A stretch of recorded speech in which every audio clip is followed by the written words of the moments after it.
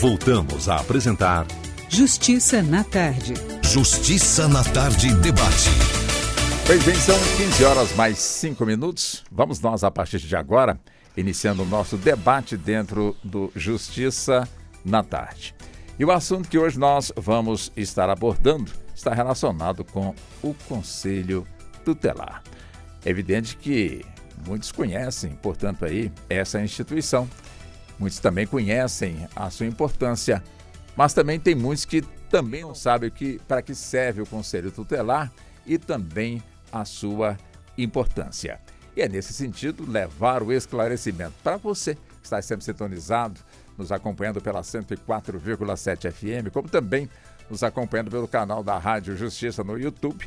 É que hoje nós temos aqui nossos convidados e convidada com os quais nós vamos levar para você aí os esclarecimentos. Lembrando que neste domingo as urnas eletrônicas a nível de Brasília, uma vez que a votação para conselheiro tutelar acontece em todo o país. Mas em Brasília nós temos, portanto, aqui um colégio eleitoral que é praticamente toda a população da capital federal, desde que ela compareça, portanto, com seu título de eleitor e conheça também onde está ocorrendo aí esta votação, chega, se apresenta e, portanto, claro, dentro da sua cidade, evidentemente, você tem que estar morando na sua cidade. Seu título de eleitor tem que ser, vamos supor, é do Plano Piloto, é de Taguatinga, é da Ceilândia, é de São Sebastião, então você tem que saber, enfim, nessas localidades também tem ali concorrendo as pessoas para o Conselho Tutelar. São 220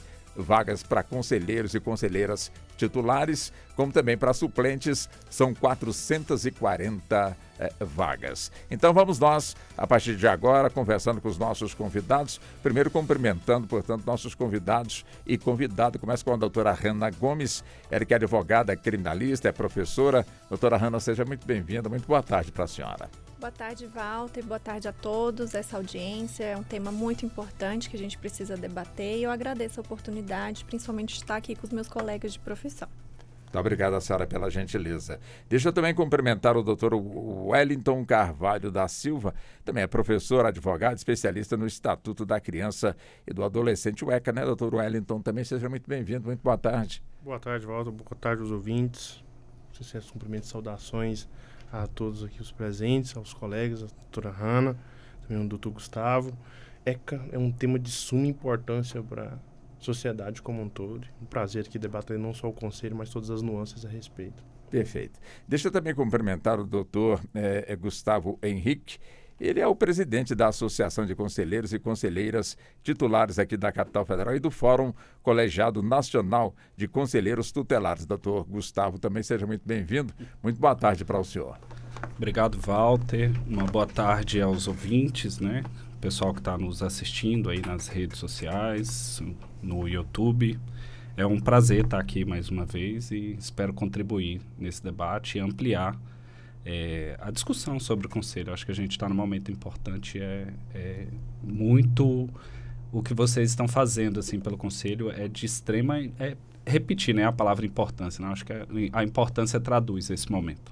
Perfeitamente. Cumprimento também o doutor Ravan Leão, doutor Ravan, que é professor, inclusive do ECA, né, do Estatuto da Criança e do Adolescente e Direitos Humanos, especialista também em políticas públicas e também agente de socioeducativo e também advogado. Né, doutor Ravan, também seja muito bem-vindo, muito boa tarde para o senhor. Mais uma vez, agradeço poder participar, né, num momento assim tão importante, né, que é esse pleito aí de conselheiro tutelar. Eu que já fui conselheiro tutelar também lá na região do Sol Nascente, que equivocadamente aí nomearam como maior favela e não é, né? Periferia, favela está ligada a morros, nós não temos morros aqui no Distrito Federal. Então, assim, o Conselho Tutelar é uma ferramenta de garantia de direito e a participação da população nesse processo e nos dar a votar, escolhendo bem essas pessoas é muito importante. Muito obrigado ao senhor pela atenção. Bom, vamos então, a partir de agora, levar para o nosso ouvinte, já agradecendo pela atenção, vamos então entrar neste assunto, doutora Hanna. Quer dizer, Conselho Tutelar, quer dizer, ele chegou junto com o ECA? Basicamente, Walter, a gente teve uma discussão internacional, no plano internacional, com relação à proteção integral da criança e do adolescente, onde a gente teve a publicação da Convenção de Direitos da Criança e do Adolescente, da criança, na verdade, abrangendo aí criança no plano internacional, a pessoa com menos de 18 anos. Então, todas as pessoas que a gente tem dentro da nossa legislação abaixo dos 18 anos, entre crianças e adolescentes, são abarcadas pela nomenclatura de crianças no plano internacional. Então, depois dessa convenção internacional, a gente passou a discussão dentro da nossa Constituição e na mesma época com o ECA, né? A nossa Constituição de 88, bem logo depois veio o ECA e todos abrangendo essa proteção integral da criança e do adolescente, fazendo com que toda a sociedade seja corresponsável junto com os pais na criação, no desenvolvimento sadio e na proteção da criança e do adolescente. Esse instituto, né, o Conselho Tutelar, ele está previsto na nossa Constituição, ele tem uma previsão legal também no ECA, específica para o Conselho Tutelar, e também tem seus regimentos internos dentro dos municípios e dos estados brasileiros com relação à atuação e à abrangência onde cada Conselho Tutelar pode agir. Então, é uma instituição plenamente regulamentada, que tem uma importância, nós vamos certamente debater aqui a importância da atuação do Conselho Tutelar dentro das comunidades e como ela é importante para levar essa proteção integral à criança e adolescente. Pode-se dizer, doutor Wellington, que o ECA tem, portanto, fisicamente o seu representante através dos conselheiros tutelares? Sem dúvida alguma. O ECA é uma legislação, eu costumo até falar para os alunos, que a primeiro momento quando a gente lê, pensa que é uma legislação de outro país. Porque, fazendo aí uma verificação com a prática e as previsões no ECA, não dão muito certo, né, a essa adaptação. No entanto, todavia, o ECA, na mesma diapação trazida pela professora Hanna, o ECA, ele traz uma obrigação a todos. No entanto, há um liame muito importante a ser estabelecido, e eu digo objetivo. O Estado, ele coloca de maneira amplificada a proteção integral. Coloca a criança e o adolescente como prioridade.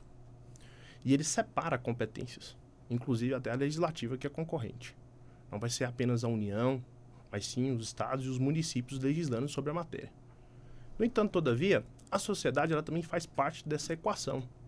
Na soma, o montante é valorizar a criança e o adolescente. No entanto, o liame objetivo é o conselheiro tutelar.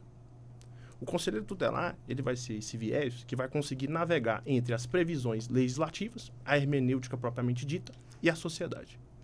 O próprio estatuto ratifica que o Ministério Público, o juiz e o próprio advogado faz parte. No entanto, além de nós, cidadãos, também tem um conselheiro tutelar que vai fazer essa ponte entre a legislação. Então, deixa aquela primeira premissa que inaugurei minha fala, que é uma legislação para inglês ver, pelo contrário. É uma legislação totalmente prática. E uma legislação até diferente de outras legislações, que ela compõe a participação de todos.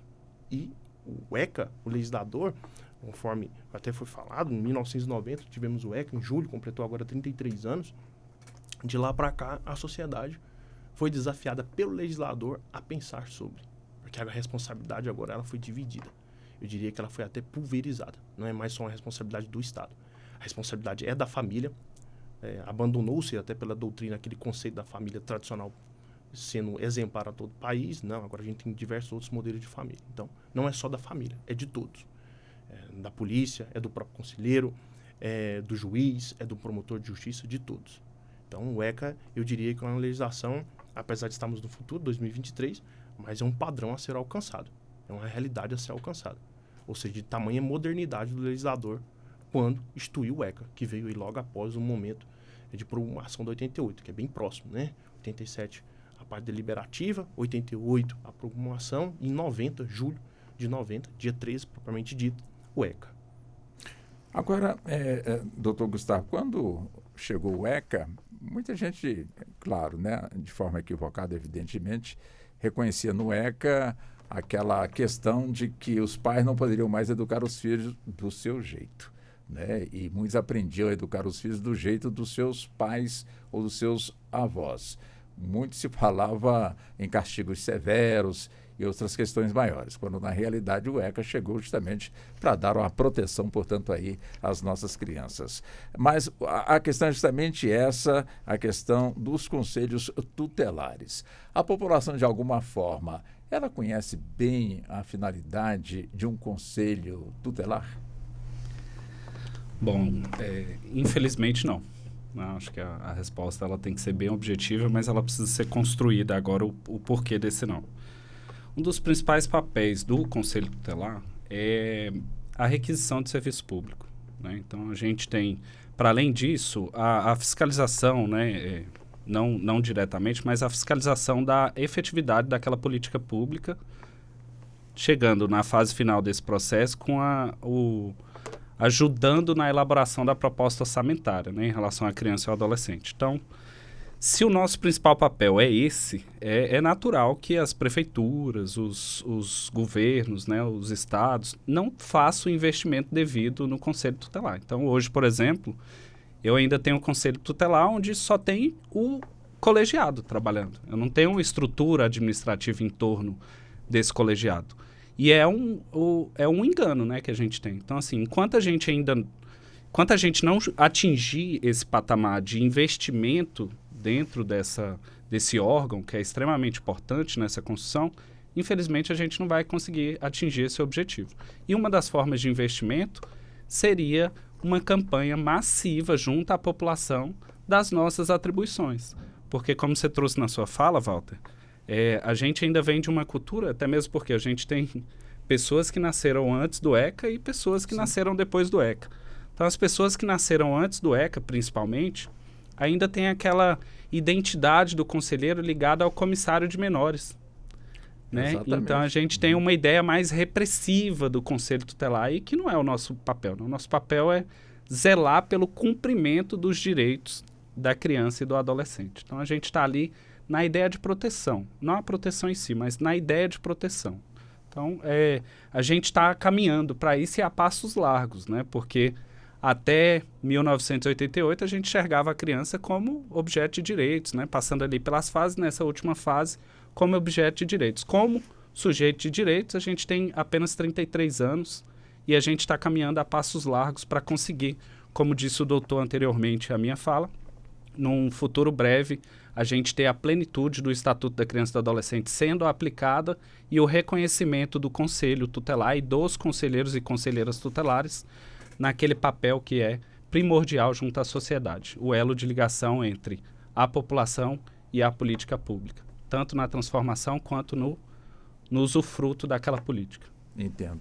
Agora, doutor Ravão, o senhor que, inclusive, teve a oportunidade de ser, portanto, um conselheiro tutelar. Quer dizer, pela experiência, pela vivência do senhor. Primeiro, a importância, né, do conselho, do conselheiro, da conselheira e, acima de tudo, né, pela experiência, se é preciso, de alguma forma, passar por ajustes essa instituição, até mesmo para cada vez mais aperfeiçoar no seu atendimento pelo qual foi instituído.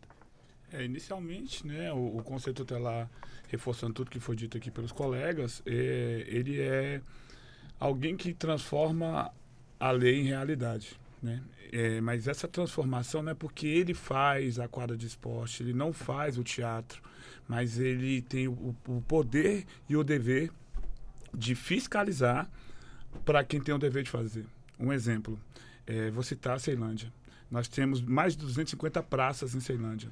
Só Nascente, que tem um terço da população que já foi um dia Ceilândia, hoje é uma RA em separado. Ela tem 5 praças. Ceilândia tem 120 escolas. Só Nascente tem 4 e nenhuma de nível médio. E aí você faz uma leitura. Ceilândia tem 20 conselheiros tutelares. Só Nascente agora tem 5. Então, esses 20 sempre lutaram, né, para que os direitos ali acontecessem. Eu vou dar um exemplo que eu vivi, até como você falou, por experiência. Quando o Conselho Tutelar, a gente requisitava a colocação de campo de futebol sintético lá na região do Sol Nascente. E ia na administração, fazer requisição, que é uma atribuição do artigo 136 do ECA. E aí, por trabalhando, né, saí do Conselho Tutelar, fui convidado para assumir a pasta do esporte e lazer e um tempo a cultura da administração regional de Ceilândia. Qual o documento que está lá? A requisição que foi feita, na época, por mim e pelos meus colegas. E quem tinha o dever de executar aquela requisição? Agora era eu que estava na posição. O que eu cobrava de alguém, agora eu era o mesmo cobrado por mim, né? Eu estava cortando a própria carne. Aí eu falei, isso aqui é um problema, porque eu batia muito nisso, se eu não faço, eu estou me colocando como incompetente, eu estou apenas justificando os que não fizeram. Aí levei todo esse documento ao administrador regional à época, fomos atrás dos recursos, nas vias, né, em emendas parlamentares, etc. E colocamos esses 2 campos de futebol sintético dentro do Sol Nascente. Tivemos até um problema sobre regularização de solo, só que com a justificativa da proteção integral, colocando que no caso concreto, na hora de pesar um direito sobre o outro, você faz o caso concreto, prevalece o ECA.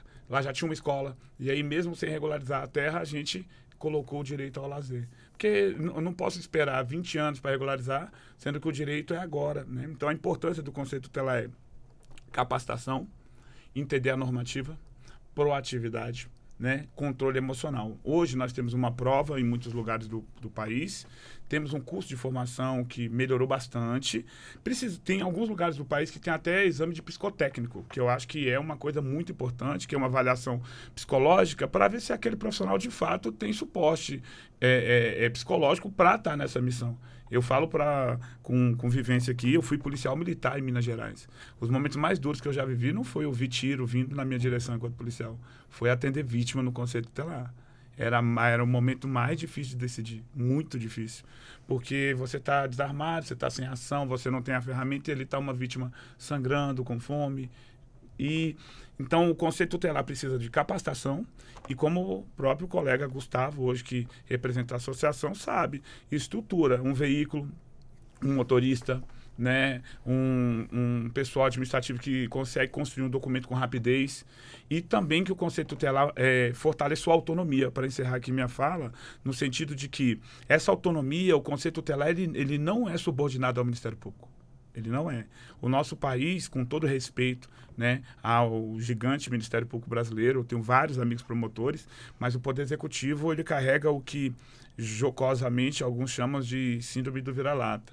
Quando vem uma recomendação do MP, todos já cumprem sem entender uma realidade, né? O fluxo estabelecido, ele deve ser ouvido, os conselheiros, chamar um colegiado, chamar a participação de quem representa para construir um fluxo. Por muitos anos lá atrás, era uma recomendação do MP, de uma realidade muito mais intelectual e longe do mundo prático, porque não estão lá na periferia, e era cumprido. De um tempo para cá, o Gustavo sabe reforçar isso, em Brasília, por exemplo, mas ainda no país não é a realidade do nosso país, a participação da população, a participação da associação dos próprios conselheiros, e aí monta-se um fluxo de melhor atendimento, de resposta mais rápido, porque a lei por si só ela não consegue abranger todas as falhas, e não temos como colocar isso numa lei. E aí depende muito do talento individual do conselheiro tutelar, do membro do Ministério Público, né, do defensor público, do próprio juiz, para tomar uma decisão. E para encerrar, caso de vaga em creche, um direito violado, né, vou voltar a retomar a cidade de Ceilândia, 18 mil pessoas sem creche lá no período. E aí você buscava uma requisição, não tinha resposta, então estava vazio. E aí a defensoria, no período da defensoria, não tinha o poder de requisição de serviços que ela hoje possui. Não tinha. Íamos ao Ministério Público ou entrava-se na Justiça. Quando chegava-se ao magistrado, o magistrado falava, não posso decidir porque eu não conheço a realidade, eu não estou na fila.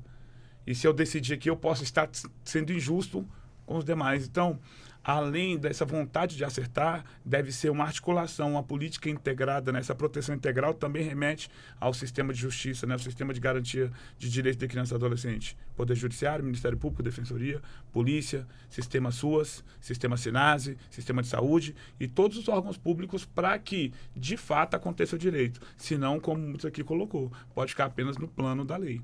Entendo. Deixa eu buscar também, doutora Hanna. Quer dizer, é evidente que o Conselho Tutelar, pelo que já ouvimos aqui, tem a sua importância, principalmente em relação à criança, daí a sua importância.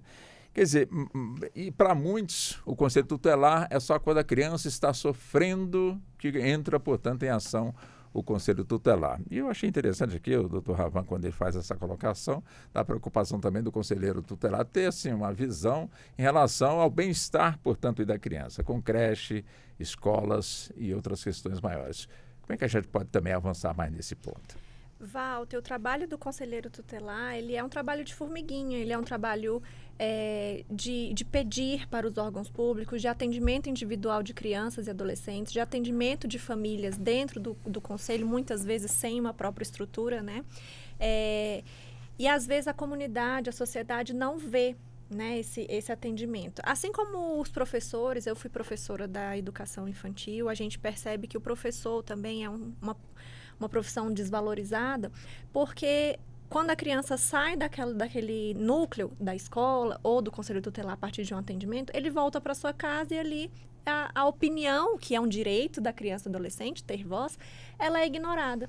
E aí a comunidade adulta não sabe, não toma conhecimento das reais funções do conselheiro tutelar, ou as atuais atribuições, as atuais decisões que um professor, por exemplo, em sala de aula tem que tomar. Então, faz muito sentido esse nosso debate para chamar a atenção da comunidade, da população, do brasileiro, para esse cuidado com relação à criança e adolescente. A gente citou aqui já, nessa nossa conversa, que falta investimento, falta política pública, muito por interesses políticos também, né? Criança ainda não vota, né? Criança não é uma população que merece tanta atenção. A gente vê escolas sucateadas, conselhos tutelares sucateados, praças e escolas e as UPAs que têm um atendimento específico para criança e adolescente sucateados. Então, a gente percebe que há uma certa negligência que a gente precisa alcançar como meta, como o professor Wellington disse. É uma ordem do plano internacional para o Brasil, para outros países também, ter essas políticas públicas ativas e sendo muito, valorizando muito a situação da criança e do adolescente no Brasil. O conselheiro tutelar, ele vem justamente como esse elo de ligação entre a comunidade, a criança que pode chegar ali, ter um atendimento, falar das suas dificuldades, o professor, um médico, um enfermeiro que recebe a criança no hospital e não sabe para quem relatar uma dor, uma doença, uma lesão corporal. E o Conselho Tutelar leva esse atendimento, encaminha esse atendimento para as autoridades, seja a partir de um atendimento familiar, a partir de uma conscientização dos pais, ou mesmo para as autoridades a partir de situações mais graves. Então, tem-se, como o doutor Gustavo trouxe para a gente, a ideia de que o conselheiro tutelar ele ainda é o pai da polícia, perdão, a polícia dos pais. Né? Ele é o policial que vai fiscalizar os pais. Ou a criança que quer... A gente escuta muito, até em meme de internet, né? Eu vou te denunciar para o conselho tutelar. Não me bata que eu vou lá no conselho tutelar te denunciar. O papel do conselheiro tutelar não é esse. O papel do conselheiro tutelar é atender essa comunidade, seja os pais, os tutores, quem esteja ali cuidando dessa criança e adolescente, e a criança e o adolescente para atender os seus direitos. E por isso é necessário, é primordial que os nossos conselheiros, nessa próxima eleição, nessa próxima gestão, sejam pessoas capacitadas realmente, que sejam pessoas inteiradas da rede de atuação, da rede de proteção, da legislação e que coloquem em prática as tantas políticas públicas que a gente já tem, a legislação forte, uma das melhores do mundo com relação à criança e adolescente, que é o nosso ECA, e não tenha mais esse papel de polícia da família, né? Inimigo da escola. O conselheiro tutelar, ele age em conjunto. A gente teve um retrato da pandemia de grandes índices de violação de direitos e garantias da criança e do adolescente por causa da restrição da criança dentro de casa. Muitas vezes, nós sabemos, as violências intrafamiliares são as maiores estatísticas de agressões e violências aqui no nosso país, seja com relação ao gênero feminino, seja com relação à criança e adolescente, e a criança se viu presa dentro de casa com o seu agressor, muitas vezes. Fosse um tio, fosse um padrasto, fosse o avô. E aí a gente não teve mais essa porta de acesso de conhecimento ou de denúncia da criança, da própria criança, por exemplo. As escolas estavam fechadas, os hospitais estavam fechados e aí não se chegava mais informação sobre violações. Crianças que eram lesionadas, que eram surradas, que tinham algum problema na escola, que brigavam na escola, que não atendiam aos comandos educacionais, por exemplo, não chegava mais, porque não tinha mais a escola e não tinha mais o hospital para informar, por exemplo, ao Conselho Tutelar ou ao Ministério Público ou ao Judiciário que aquela violação estava acontecendo. Então, o conselheiro tutelar, a partir de uma atuação bem próxima da comunidade, com atores, né, conselheiros, que sejam dinâmicos, que sejam prestativos, que se mostrem presentes na comunidade, conhecendo a realidade daquela comunidade, ele pode ser muito útil. E todo esse cuidado, essa atenção e esse atendimento, com certeza ele volta para dentro de cada casa. E preenchendo as lacunas das violações dentro de cada casa, a gente melhora toda a coletividade. Uhum.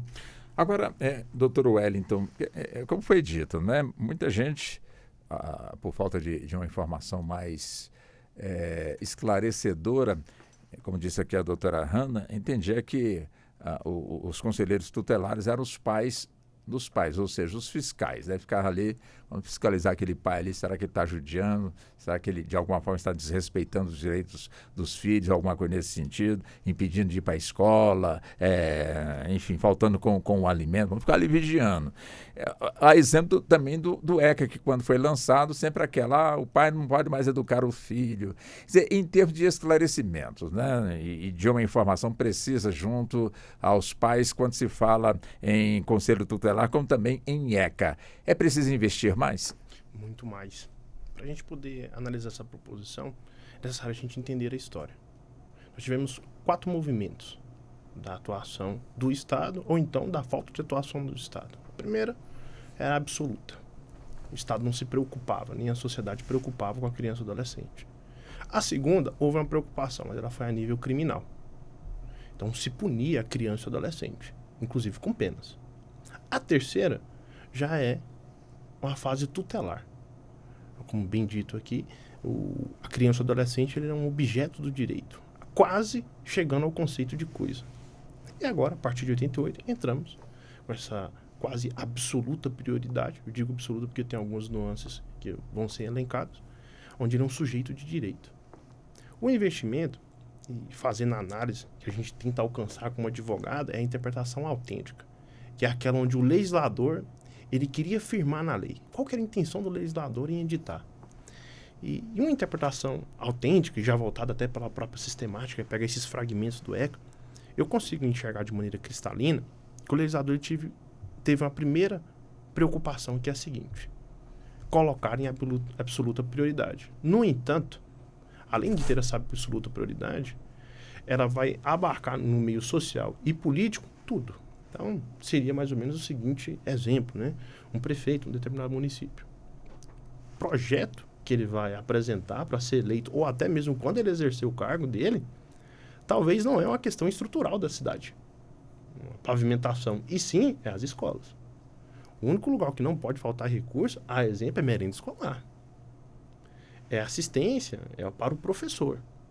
No entanto, entendendo a história, a gente começa a ver que, mas se os juizados estão falados, né, eu me recordo, meus 35 anos, mas eu recordo que, vez ou outra, quando a gente ficava um pouco mais inflamado em sala de aula, os professores falavam assim: toma cuidado, senão eu vou chamar o juizado. Exatamente. Vou chamar o juizado, você vai passar por aqui, e você vai ficar lá no juizado alguns dias e talvez seu pai vai te tirar ou não. Uma forma de castigo. A gente volta àquele segundo movimento, que é do criminal. O conselheiro, e a gente inaugurado esse novo Estado Democrático de Direito, de 88 para cá, nós temos vários direitos, elencados tanto no artigo 5º, para qualquer cidadão, assim como os próprios, porque o ECA ele vem a ratificar, a exemplo, o direito à saúde, ligado ao direito à vida, à liberdade, e por aí vai. Então, de certa forma, ele repete, mas ele coloca uma maestria ali, diferente dos nossos direitos, ditos ordinários comuns. No entanto, todavia, a gente bem sabe que a aplicação não é bem essa. Além da falta de investimento, a gente, através até mesmo de alguns pontos, né, infelizmente o direito penal ele aparece por último porque o fato já aconteceu. Então, se o fato já aconteceu, agora é como punir e como corrigir. Mas me parece que em alguns casos pontuais, e isso aqui já tratando de maneira objetiva, o Poder Executivo não coloca a criança ou adolescente como prioridade. Até mesmo como ratificado pela doutora Hanna, talvez, né, a gente faz por uma questão de dedução, seja porque não dá voto. Mas fica aquela preocupação, quase como uma preocupação de política, né? Eu gosto muito de assistir horário eleitoral, tenho até um amigo meu, Vicente Cavela, em Goiás, a gente gosta muito de acompanhar para ver as propostas. E nas propostas a gente vê sempre o mesmo slogan. Educação, mais saúde, tudo voltado à criança e adolescente. No entanto, no plano prático, quando é para acontecer, aí o governo ele tende a outros tipos de política pública, sendo que o ECA colocou de maneira cristalina, objetiva, a prioridade. O primeiro que tem que ser atendido, ou a primeira que tem que ser atendida é a criança, é o adolescente. Então precisa desse esforço. Aí cabe aos conselheiros, né? E aqui fica como cidadão essa cobrança em fazer esse apontamento para o Estado em si. Porque veja, e caminhando para o final da minha fala, o juiz, do juizado da infância e da juventude, o promotor, que também está lotado ali numa comarca, ou então numa circunscrição vinculada ao juizado, ele tem que ser provocado. De ofício, ele pode agir em alguns casos, mas ele tem que ser provocado. O delegado de polícia, ele também tem que ser provocado. Muitas vezes, até o defensor público ele tem que ser provocado. Então, quando se traz essa questão da fiscalização, há um monitoramento para que não aconteça. E se acontecer, que seja julgado da maneira pertinente. E até mesmo esse esforço do legislador, né, em dividir essa responsabilidade, é em colocar. Porque, tirando, até mesmo no campo acadêmico, muito se fala que o ECA ele é um microsistema. Por quê? Ele tem um direito material, procedimento próprio e até regra de competência. Então, ao entender o sistema, nascem as nuances de como cobrar. Como cobrar o poder público. Inclusive, o ECA coloca essas oportunidades, né, de como cobrar o poder público. No entanto, está faltando aí dentro lá do plano de existência, validade e principalmente na eficácia, a eficácia. Então, há necessidade, sim, desse maior investimento. Uhum. Agora, doutor Gustavo, achei interessante, né? Tudo que está sendo colocado, muito interessante, e nos dá a liberdade de a gente avançar aí nas indagações. Por exemplo, quer dizer, no caso, o Conselho Tutelar está linkado com o Executivo. Quando o Executivo tem uma gama de obrigações, e não pelo fato de ele ter uma gama de obrigações, que vai priorizar. Isso aqui a gente atende melhor, aquela atende depois. Achei muito interessante, né, que as determinações que chegam para o Conselho Tutelar via Ministério Público ou uma outra instituição, automaticamente não se questiona, vamos logo cumprindo. Quando se coloca, por que não faz um debate primeiro para ver se de alguma forma está dentro, não está dentro? Porque está vivendo ali a situação é que de alguma forma pode, de fato, modificar. Agora, um ponto que não deixa de incomodar é que em todo período se muda, portanto, os conselheiros tutelares, né? Sim, através do voto, não sei se pode reeleger uma vez ou mais de uma, enfim. Mas a questão é justamente essa. Fico preocupado com a experiência daqueles que de alguma forma adquiriram e de repente não quer mais, às vezes tem uma outra atividade, já contribuiu com aquela sua missão, busca, portanto, aí outros espaços e aquela experiência riquíssima vai junto, né? Então vamos trazer, portanto, os novos, que muitos também acompanham bastante aí, estudam também como melhorar também essa questão do Conselho Tutelar, então se empenham também e é justo que coloquem também aí os seus nomes para mostrarem que também tem aí propostas diferentes para melhorar cada vez mais, enfim. Então tem todo, portanto, aí o conjunto, né? A questão é justamente essa, quer dizer, pode, de alguma forma, ter aí uma modificação, ao invés de estar linkado com um executivo, estar linkado, vamos supor, com uma autarquia, não sei se linkada com o governo federal, com o governo estadual, enfim, uma que dá mais liberdade para o governo tocar a sua vida e deixar que um setor que, inclusive, armazene mais experiências que vão colocando ali, de certa forma, aqueles conselheiros, de alguma forma, eles são mais experientes, ganham mais experiência, podem colaborar também. Eu falo autarquia, mas pode ser um outro nome, né? Enfim, como é que você vê esse aspecto também, doutor Gustavo? Eu vejo que a gente tem hoje o Conselho Nacional do Ministério Público, né, o Conselho Nacional de Justiça e seria interessante, sim, a gente ter um Conselho Nacional do Conselho Tutelar. Exatamente para a gente trabalhar as questões de correção, né, junto aos conselheiros, né, os trabalhadores em conselho. Mas eu queria ressaltar na sua fala, antes eu volto aqui já, que a gente tem uma carência legal, né, em torno do Conselho e é algo extremamente importante, inclusive... enquanto Fórum Colegiado Nacional, a gente já fez o protocolo da da minuta da lei orgânica que a gente construiu no ano de 2021, salvo engano, lá junto ao Marcelo Nascimento, que é uma liderança muito importante na área, o doutor Murilo Giacomo, que é um promotor de justiça do estado do Paraná. A gente construiu uma minuta de lei orgânica. Depois essa minuta foi dado acesso a todos os conselheiros tutelares do país através das associações. E a partir dessa minuta a gente fez o protocolo dela lá na Câmara Federal, com a deputada federal Érica Cocai, aqui do Distrito Federal. E no Senado Federal a gente fez o protocolo a partir do senador Humberto Costa, que é do estado do Pernambuco. A do Senado Federal já está tramitando e está já tem relator, né, para a matéria, assim, então tá andando, né, dentro da Casa Legislativa.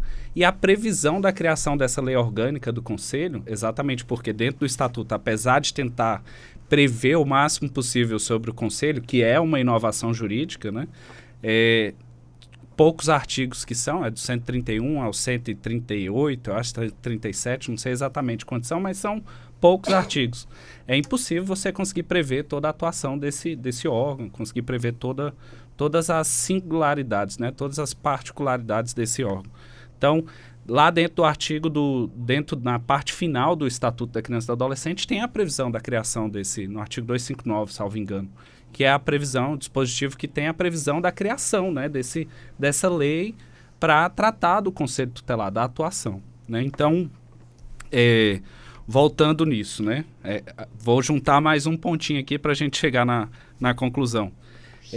O Conselho Tutelar, a forma de ascensão nesse espaço, porque a gente vai juntar as pecinhas ali já. O Conselho Tutelar, a forma de ascensão nesse espaço, eu acho que não precisa ser modificada. Porque aqui a gente tem outro viés na escolha. É a ideia comunitária, é a identidade comunitária. É aquela pessoa que é reconhecida pela comunidade para estar naquela posição, representando a sociedade na defesa dos direitos da criança e do adolescente. Então, assim, essa escolha eu acho que a gente não teria que mudar. Talvez a gente tivesse que fazer, Walter Lima, como você traz, uma forma similar ao Senado Federal, onde a troca não seja 100% a cada 4 anos, mas que a gente tivesse uma troca proporcional. Sei lá, 3 num ano, né, 3 numa eleição, 2 na outra eleição. Exatamente para a gente garantir um dos princípios de atuação do Conselho, que é o princípio da permanência, né, para a gente dar continuidade disso. E para além disso, ligando tudo isso agora, é a capacitação continuada. Um dos direitos dos conselheiros. E a capacitação continuada, ela se traduz em um trabalho mais efetivo junto à comunidade. Então, independente de quem seja aquela pessoa eleita, ela tem o direito e o Estado tem o dever de trazer aquela capacitação continuada para o conselheiro, que é para ele conseguir corresponder à comunidade o papel para o qual ele foi escolhido. Fora o legislativo e o próprio executivo, é a única função onde você ascende ao espaço através do voto. E é ainda mais difícil, porque o voto é facultativo, ele não é obrigatório. Então, o voto é facultativo para se ascender a esse espaço. E aqui, eu trago mais uma questão. A gente precisa, sim, enxergar no Conselho um local que precisa de uma equipe técnica qualificada.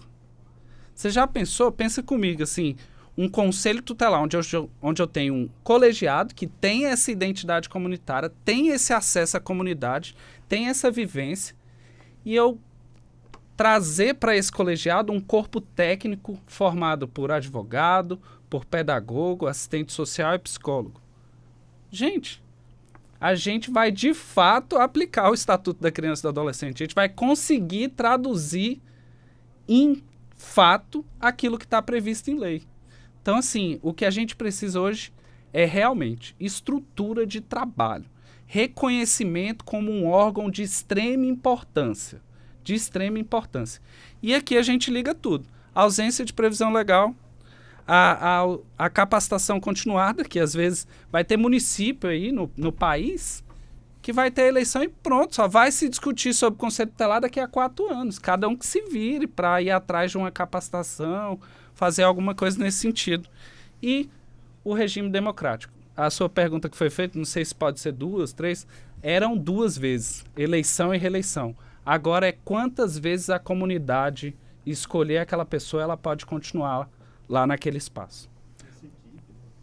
Mas o senhor gosta de expressão?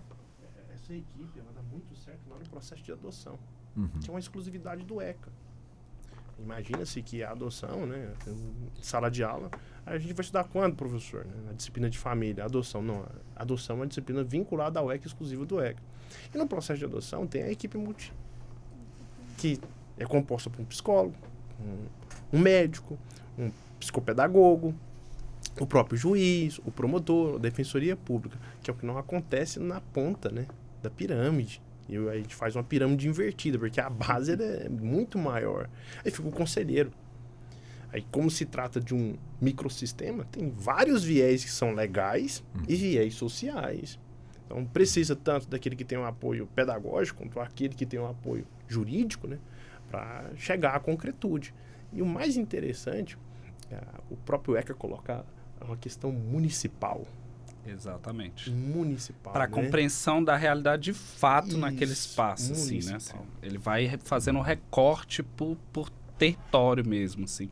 Então isso é importante. Realidades diferentes. A realidade do Distrito Federal possivelmente é diferente da realidade do Rio Grande do Sul, do Amazonas.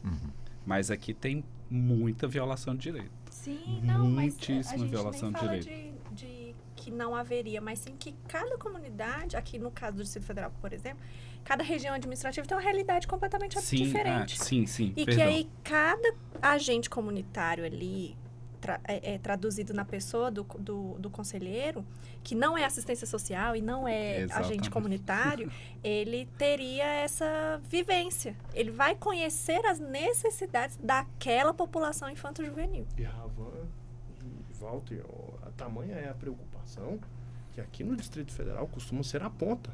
A polícia mais bem equipada está aqui, o bombeiro mais bem equipado está aqui, a melhor inteligência está aqui. E se aqui não está cumprindo, o que não dirá dentro do Brasil há vários Brasis. É nesse né? ponto que eu gostaria de avançar com o doutor Ravan, ele que já... enfim, quer dizer, o que a gente percebe, já tivemos casos aí enfim, vamos colocar assim, né, a sede ali do Conselho Tutelar, de repente foi despejado porque o governo não pagou o aluguel. Isso é um constrangimento e acaba também chegando uma espécie de um descrédito, não na função de quem está ali no dia a dia, mas numa esfera maior. Mas, como é que atrasa, né, o pagamento, enfim, o pessoal ali constrangido debaixo de uma árvore? Até onde é possível cobrar que os conselhos tutelares tenham a sua sede própria, Ravan? O que acontece? Retomando, né, a nossa vivência aqui de DF, como os colegas aqui falam, se aqui está, se imagina o resto do país. Em 2015, Ceilândia atendia o Sol Nascente. O Sol Nascente era atendido a 3 km do seu local. Eu, sendo de Ceilândia, crescido ali no último setor de Ceilândia, que nem existia Sol Nascente. Então, conheço Sol Nascente de natureza, o grupo de capoeira que ele nasceu, os córregos. Lá era o nosso quintal, porque hoje é uma cidade, a gente conhece de onde pegava coisa para fazer pipas. E lá nesse conselho era cheio de pau, prego, cadeira uma em cima da outra. Um dia lá o menino caiu a cadeira em cima dele. Dentro do conselho tá lá, falou, o conselho quase matou a criança. E aí começou a se debater uma questão de um modelo, né, em âmbito nacional, sempre nos ministérios ligados às questões de direitos humanos, sempre há uma pasta, eles fazem um local especializado, uma secretaria especial para conselho tutelar. E aí nasceu no âmbito nacional um debate de um modelo de sede a ser construído em vários locais do país. Porque o dinheiro da infância e juventude, uma parte, né, a maior parte deles está nos chamados fundos, que são contas bancárias mantidas exclusivamente para tratar de algum ponto. Por exemplo, a gente tem o fundo da criança e do adolescente, só investe em criança e adolescente. Temos o fundo da assistência social, temos o fundo de saúde, temos o fundo antidroga. Então, a gente tem um fundo para cada situação. No fundo do Conselho Tutelar, que é o do DF, por exemplo, ele saiu num período de 900 mil para 45 milhões, né, o fundo da criança. E aí, desse dinheiro, pode-se utilizar esse modelo que foi previsto nacionalmente e construir. Ganhamos recentemente uma sede nesse modelo. Gustavo pode até completar, só estamos com uma, Gustavo, ou mais de uma? Tem duas, né? Duas, né? Tem Pôr do Sol e Santa Maria. Isso. Santa Maria veio primeiro, correto? E depois o do Sol Nascente Pôr do Sol, sede adequada, projetada para ser um conceito tutelar. Porque as sedes que nós temos, elas não foram projetadas para ser um conceito tutelar. Elas funcionam em casas, alugadas no bairro, não é adequado. Porque o conceito tutelar tem que ter um local de escuta, né? Porque a escuta da criança é um mecanismo de ouvir, inclusive, uma violação. Tá? É diferente da oitiva. A oitiva tem um aspecto policial, cabe à autoridade policial, a escuta, o próprio conceito tutelar e outros operadores fazem.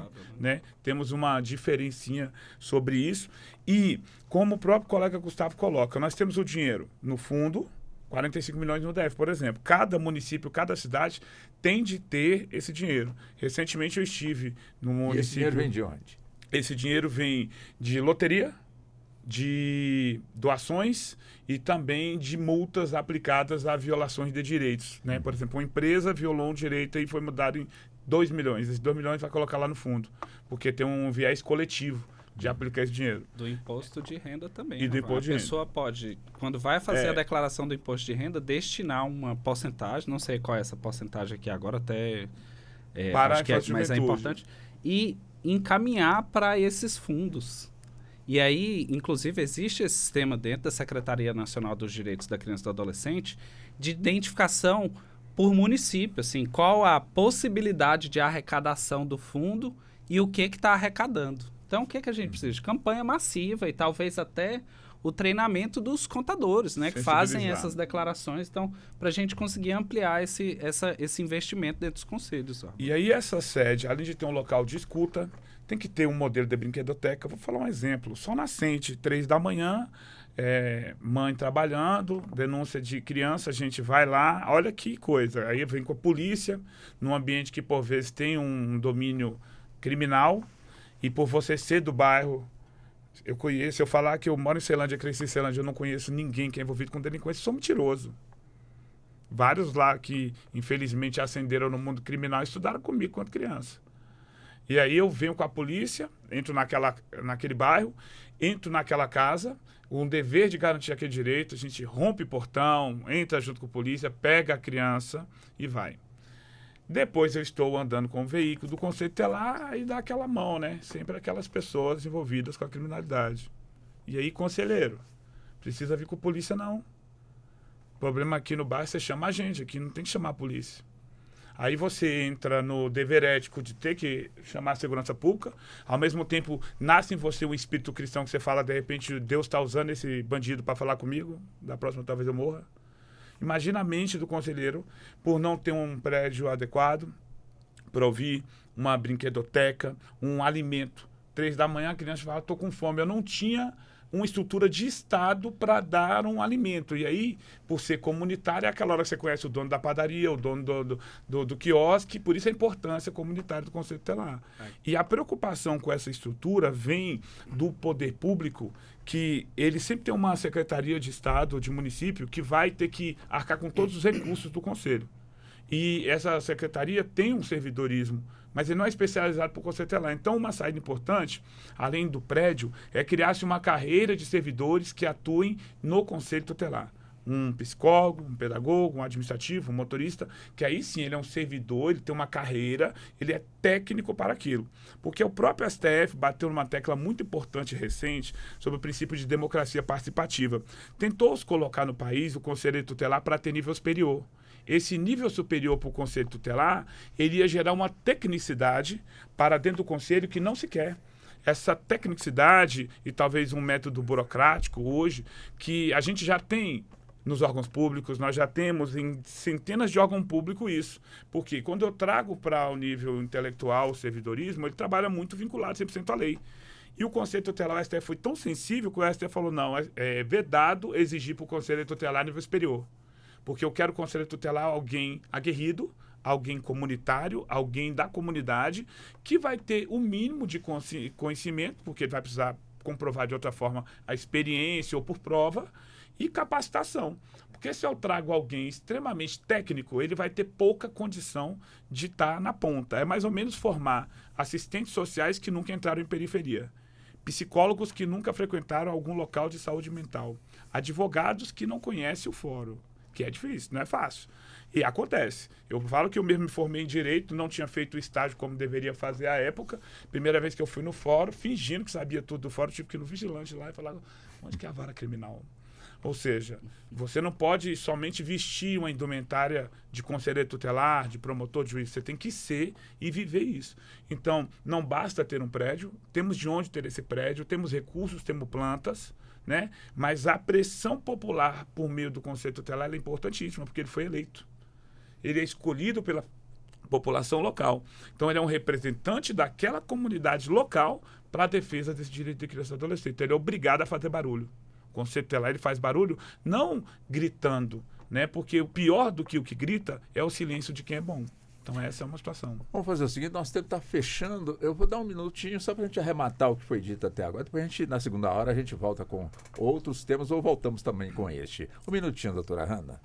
Obrigada, Walter. Eu acredito que estou bem feliz de estar com os colegas aqui e acredito que a maior conscientização é entender que o Conselho Tutelar ele não é inimigo dos pais e nem da escola. Né? Como já foi dito aqui, a gente precisa sim de melhorias, a gente precisa de uma capacitação continuada, a gente precisa de uma capacitação técnica em algum nível, sim. Mas essa pessoa, esse eleito, escolhido pela comunidade, ele precisa estar dentro da comunidade, ele precisa conhecer as verdadeiras necessidades de cada região, de cada a área em que ele vai atuar, para que ele possa ter um trabalho próspero e realmente contribuir para a melhoria da nossa sociedade.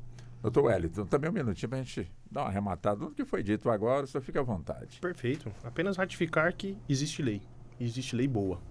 Muito se fala, né, no ambiente acadêmico, até mesmo no social, nossa, mas falta uma lei para tal coisa. Não, quando se fala em criança e adolescente, o Brasil tem sim uma boa lei.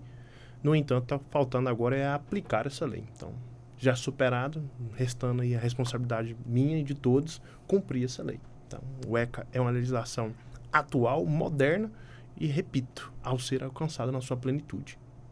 Doutor Gustavo, um minuto. O Conselho Tutelar, quando ele atingir sua plenitude de atuação, a gente vai ter, de fato, o direito da criança e do adolescente cumprido nesse país. Talvez até ao ponto da gente não precisar mais de ter um Conselho Tutelar. Pela compreensão das famílias em relação à aplicação do Estatuto e a compreensão também, que é extremamente importante, dos atores dentro desse sistema de garantia de direito. Então, quando a gente chegar nesse universo de compreensão, talvez o Conselho Tutelar se extingua.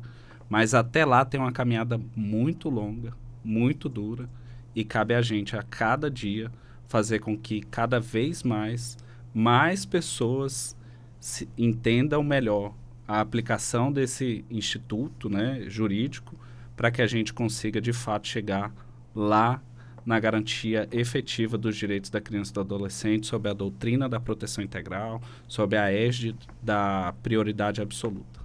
Pois não. Doutor Ravan, vamos também com um minuto?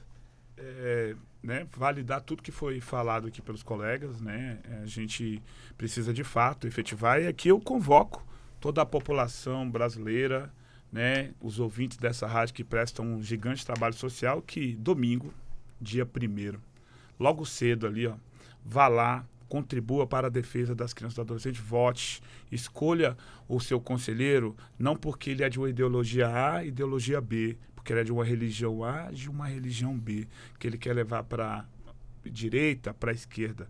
Pense que o Conselho Tutelar tem que caminhar para frente, né? Para uma frente de um sonho de cuidar dos nossos pequenos hoje, porque na nossa velhice eles vão cuidar da gente. Então a nossa responsabilidade com a criança é porque é uma recíproca também. Além de ser um elemento de dignidade e direitos humanos, é garantir que no futuro a gente tenha pessoas que sejam sujeitos de direitos e obrigações e saibam zelar de quem cuidou deles hoje, que somos nós. Então, dia 1º, pessoal, vá lá, procura na internet, pergunte aí pro pessoal do seu bairro aí, procure onde é que essa votação do Conselho Tutelar, não deixe de votar, é muito importante a sua participação. Pois não. Nós vamos agora para o intervalo, faltando um minuto para as 4 da tarde. mas em seguida estaremos voltando, já entrando na segunda hora do Justiça na Tarde Debate. Até já. Você está ouvindo Justiça na Tarde. Ok, vamos nós, né? São 16 horas mais 6 minutos agora no horário de Brasília. Vamos em frente com o Justiça na Tarde, debate desta segunda-feira. Já estamos praticamente, né, com esse nosso trabalho, de alguma forma motivando aí a população a, no domingo, na parte da manhã, na parte da tarde, buscar também fazer valer os seus direitos. E qual é o seu direito? De escolher, através do seu voto, o conselheiro ou a conselheira tutelar que vai representar ali, portanto, a sua cidade. Nessa primeira parte aqui do nosso programa, mostramos a importância realmente aí do conselho tutelar, a importância das pessoas, de alguma forma, entenderem perfeitamente, acima de tudo, o compromisso de quem está, de alguma forma, já ocupando aí, como já temos aqui convidados que já ocuparam também essa função. Então, tudo isso é muito importante. Então, será no domingo. E deixa eu já ir avançando aqui com esse assunto, doutora Hanna. Quer dizer, quando se fala numa ação da polícia, numa delegacia, se fala muito também numa delegacia específica para atender a mulher. No Conselho Tutelar, como é que fica também essa situação aos nossos doutores e doutora aqui, quando numa ocorrência ou num atendimento, vamos colocar dessa forma, tem ali meninas que de alguma forma precisam ser ouvidas, de orientação, como também, né, eu imagino assim, né, um conselho tutelar, como já foi dito aqui, às vezes uma casa que é alugada com poucos cômodos, será que tem realmente o devido compartimento para poder de um lado atender as meninas, de outro lado atender as meninas, ou atende os gêneros de uma forma só? É um ponto que preocupa, que não preocupa, que está superado, que precisa melhorar, doutora Hanna? Como é que a senhora vê esse aspecto?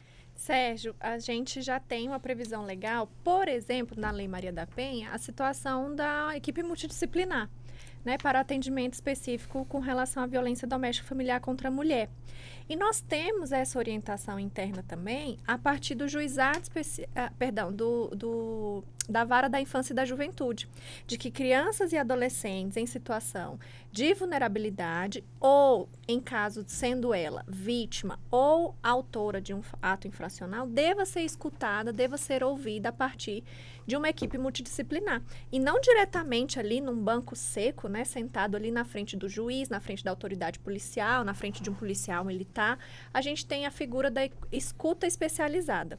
Justamente por se tratar de um cuidado de uma pessoa em desenvolvimento. Uma criança ou um adolescente é um ser sujeito hoje já, sujeito de direitos e não objeto de direitos, que deve ter seus direitos de dignidade, as suas integridades física, emocional, psicológica preservadas, para que ele não sofra nenhum trauma, não sofra nenhuma violação ali dos seus direitos, e esse desenvolvimento desse ser em desenvolvimento seja violado, seja quebrado ali por alguma violação institucional de algum órgão público, de algum agente do Estado. Mas, de fato, na prática, temos poucos. Como bem disse o Dr. Ravan, quiçá os conselhos tutelares têm uma estrutura física equipada, capacitada, pronta para receber essa criança ou adolescente para uma escuta especializada. Imagine-se dentro dos outros órgãos. Pensando que o conselho tutelar é um órgão específico para atendimento de direitos e garantias da criança e do adolescente, não tem uma sala, uma preparação específica para isso, imagine os outros órgãos. A gente tem, sim, uma segurança maior quando a gente fala de delegacias da criança e do adolescente, que atendem ali no segundo movimento de direitos, como o Dr. Wellington trouxe esse recorte para a gente, de verificação do crime, né, em que aquela criança ou adolescente esteja envolvida ali como autor de um fato, um ato infracional. mas também não tem essa atenção especializada. Deveria-se ter uma equipe multidisciplinar em cada uma dessas instituições, seja numa delegacia de polícia, seja num hospital em que você recebe ali uma ação, uma verificação de lesão corporal, um estupro de vulnerável, uma gravidez na adolescência, para se escutar, para se dar o atendimento específico e especial para aquela criança ou adolescente, mas infelizmente a gente ainda não tem. É uma das lutas do Conselho Tutelar, dos conselheiros em cada região e da nossa legislação que precisa aprimorar. Como o professor Wellington trouxe também, o ECA é uma das legislações mais bem conceituadas dentro dessa proteção da criança e adolescente. Mas como o doutor Gustavo complementou, a gente precisa de uma regulamentação mais específica. E é preciso que órgãos, incluindo aí o Conselho Tutelar, cobre das autoridades essa implementação específica com relação à escuta, para que a criança se sinta propriamente confortável. Às vezes ela vai com o pai no Conselho Tutelar, o pai e a mãe, e são os próprios violadores dos seus direitos. Como é que ela vai contar? Se ela está ali junto, se ela está dentro daquela mesma unidade física, ela não vai conseguir contar. Às vezes uma professora escuta um caso de estupro, escuta sobre uma lesão corporal e leva para um conselho tutelar, só que aí a mãe e o pai vêm junto, a criança não consegue se abrir, não consegue conversar. A partir de uma escuta especializada, de uma técnica com um colega psicólogo, com um colega da pedagogia que tem essa escuta especializada, ele vai poder atender melhor ao direito da criança e do adolescente. Mas sem esse olhar, a gente ainda tem muito que caminhar. O ECA, quando foi concebido, no caso, doutor já trouxe realmente, quando trouxe, aliás, o Conselho Tutelar, já trouxe também a sua dinâmica, a sua estrutura, ou isso, dentro da compreensão de cada um, foi se construindo?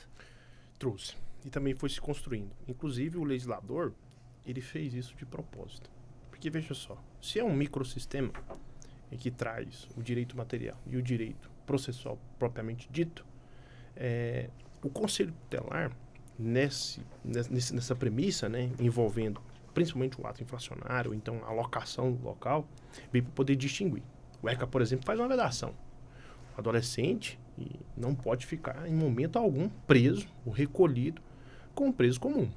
Há até algumas, eu diria, mitos, né, que chegam até os nossos ouvidos. Por exemplo, que uma determinada delegacia do interior não tinha um local para poder alocar o adolescente, porque ele precisa ser alocado ali numa cela especial, numa sala especial. Então foi colocado lá, vinha uma folha A4, cela especial, e ele ficou lá recolhido. Mas é uma questão estrutural. No entanto, já trazendo essa premissa, eu até me preocupo, porque veja só, se o legislador, ele criou um sistema, e dentro desse sistema há mecanismo, onde se uma das engrenagens não funciona, o sistema entra em pânico. Então, a alocação dele, e até mesmo como, eu gosto muito de falar isso em sala de aula, pessoal, o legislador ele tem uma preocupação. E isso eu tiro da alma do legislador e a alma da lei, que é a seguinte: a criança ou adolescente ainda tem como recuperar. E o legislador faz esse esforço para tentar recuperar aquele... A gente está falando aqui do infrator, do adolescente infrator. Ele faz o possível para poder recuperar. Ele não deixa ficar ali detido, né, preso com outros presos. Tem a questão, sim, em um melhor acompanhamento da polícia, da promotoria, do juiz. Há uma questão também rápida, que é um rodízio rápido. O adolescente ele não pode ficar exposto a esse encarceramento por muito tempo. A questão cautelar, por exemplo, não é que ela é afastada. Então, ele foi pego em flagrante. Aí sim, tem como lavrar, né, a ocorrência. Mas, via de regra, se lá no direito penal comum responder o processo solto é a regra, aqui no Estatuto da Criança e do Adolescente, Gustavo, é mais ainda. A tramitação do inquérito é mais séria. Exatamente. Né? Em cima do princípio da prioridade absoluta. Então, se acontecer, Walter, o encarceramento do jovem infrator, ou até mesmo do adolescente, há uma preocupação em, vamos parar porque o mecanismo entrou em pane. Se o mecanismo entrou em pane, como a gente vai fazer para que recuperemos esse adolescente infrator? E a maior prova disso é o resultado, é a resposta. O doutor Murilo costuma comparar isso a um relógio e as peças desse relógio. Ele só vai funcionar se ele estiver 100% mesma diapação. E o resultado ele vem. A exemplo, exatamente. A gente vê dados do CNJ, onde a maior a população carcerária, a gente está falando agora de crime, e não do ato infracionário. A população carcerária maior de jovens, entre 18 e menos de 30 anos. Mas há casos, inclusive, que eu acompanhei na cidade de Goiânia, onde, quando chegava a maioridade, os 18 anos completos, aquele adolescente ele já tinha uma ficha criminal extensa. A reincidência é algo muito permanente. Então, tenta-se alocar. E o criminoso contumaz, Walter, Ravan, que acompanha aí na ponta, né? Ele já conhece, ele sabe que ele pode responder pelo crime, mas se ele for pego com menor, ele também responde pela corrupção, que vai aumentar a pena dele. Então, talvez ele ficaria ali com a pena no semiaberto, mas agora, pelo fato de ele estar sendo condenado também pela corrupção de menor, talvez ele já vai para um fechado direto.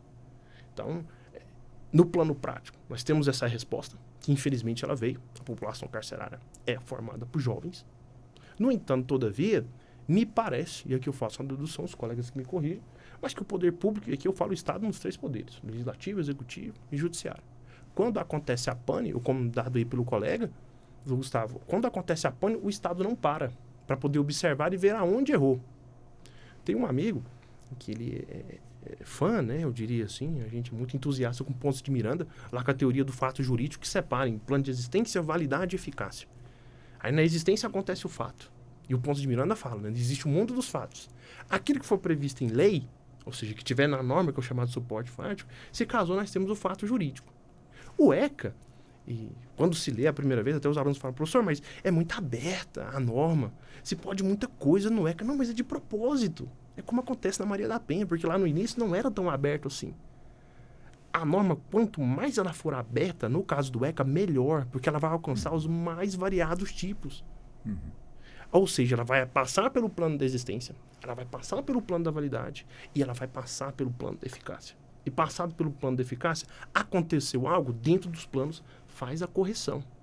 Faz a correção. O adolescente, ele deve estar aqui. E a sociedade que vai ditar, através da moral, aonde que ele deve estar. E só um adendo, que Rafa, como os colegas colocaram, né? O legislador brasileiro, ele joga para a torcida. Ele joga para o povo, é natural. Quem não pode jogar para a torcida é o Poder Judiciário, não é o Ministério Público, não é o delegado, eles não podem. Não o Conselho Tutelar, ele não pode jogar para a torcida. Ele foi escolhido pela torcida, mas ele não joga para a torcida. O legislador joga para a torcida. Se a população quer uma coisa, mesmo que o legislador seja contra, ele tem que fazer, porque é o que a população quer. Só que ele fica trabalhando com caos. O interessante, né, com os próprios colegas que atuam no direito criminal, na criminologia a gente tem a prevenção primária. Família, igreja, população, para que não chegue na prevenção secundária, com a intervenção do Ministério Público, Judiciário e Polícia.